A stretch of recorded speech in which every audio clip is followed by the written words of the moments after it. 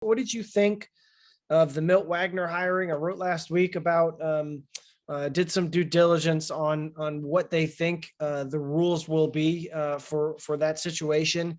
Louisville is basically like, bring it.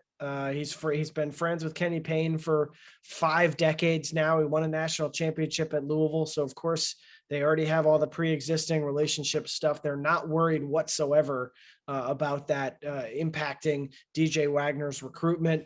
I shouldn't say bring it on, because I don't want it to make it sound like it's an antagonistic thing with the NCAA. Louisville certainly is walking on eggshells with the NCAA, but no, it was just kind of an attitude of like, if they want to talk about it, we'll talk about it. But there's a connection here. You're really going to take that away from a kid going to play there just because they hired his grandpa, when the grandpa already has all these different relationships. But what did you make of that hiring? Did you think it was a friendship hiring, or did you think it was a DJ Wagner specific hiring? I'm going to go somewhere in the middle. I think it's somewhere in the middle of those two situations, but I think it's a great hire in the sense that we talked about Chris Mack and everything a few minutes ago, but the old alumni have never been more disconnected than they were the last couple of years from the program. Mm-hmm. And I feel like now you saw at the Louisville, at the EYBL, at all of DJ's games, you saw Daryl Griffith, you saw Purvis Ellis and all those guys just kind of reuniting. I think it's going to be good for Louisville, the fan base, kind of just getting everybody back on board from the alumni. I'm curious, where do you stand on DJ right now? Do you have an opinion yet on where you think he's going to go? Or because I'll tell you this, there are a lot of people around U of L who are very, very, very confident about DJ Wagner. Yeah, Louisville's definitely confident that they're in a great spot, but I don't think Kentucky's dead in the water or anything like that, because you can't discredit John Calipari, his relationship with DeJuan, his relationship with he's been a favorite for DJ since he was born, essentially. As soon as he became a prospect, he was the favorite. But I could also see Kentucky pulling out the stops and hiring DeJuan in some aspect if it came down to it. I don't know if it's going to come down to that. I don't know if DeJuan would take it and put the family like in that. I don't know if he would create that dynamic or not, but wow, that's been tossed around. It's going to be it's probably one of the most fun recruitments to follow in recent memory, but just because of all the different things going on with it. But yeah, I think I switched that a couple weeks ago. Got a lot of pushback from Kentucky fans, got a lot of cheers from Louisville fans. So it's kind of a weird dynamic, especially writing for both sides. But I think that Louisville felt good about that before the hiring of Milt. Honestly, I think that they've been really confident about this ever since KP took the job. Yep. And it's just, you see the amount of Louisville people around DJ at every game. You see Purvis Ellis in there. You see Milt. You see all of their friends. And I just think it might be too much to overcome for Kentucky. But like I said, John Calipari is the greatest recruiter in college basketball history. It's hard to discredit him in any recruitment, especially a guy that he has been favored for the longest time. I definitely think there's going to be some more twists and turns before it gets announced, but it's going to be very fun to watch for sure. I mean, literally could not be more Louisville Kentucky rivalry than this. Like hiring family members, grandpa went to one school, father played for the other guy. I mean, just incredible.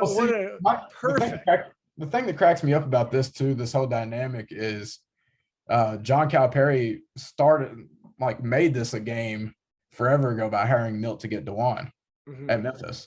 And so, I mean, he can't hate the game because he created it. Yeah, that's true. I love it. I mean, I just injected into my veins the Louisville and Kentucky dynamic. I mean, I could not love it more. Well, let's wrap it up with this, Travis. You've been really generous with your time. I really appreciate having you on here with me. Let's talk about 2023. You mentioned that you think they could have a pretty good class in that group for Louisville.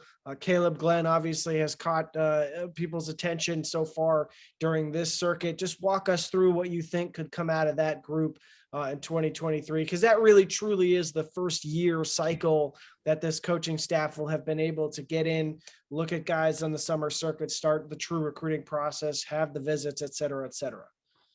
Yeah, as of right now, I mean, the obvious ones, Caleb Glenn, and then everybody says DJ. Another guy that I'd like to see them get on that and like really push for that they've offered is AJ Johnson. That's Jalen Green's quote little bro. It's not his actual little brother, but pretty much in the grand scheme of things is. Um, Baby face, about 6'5" already. Reminds you of Shea Gilgeous-Alexander, Deontay Murray, the shifty guards that were late bloomers. Um, he's athletic. He just needs to put on some weight, put on some muscle.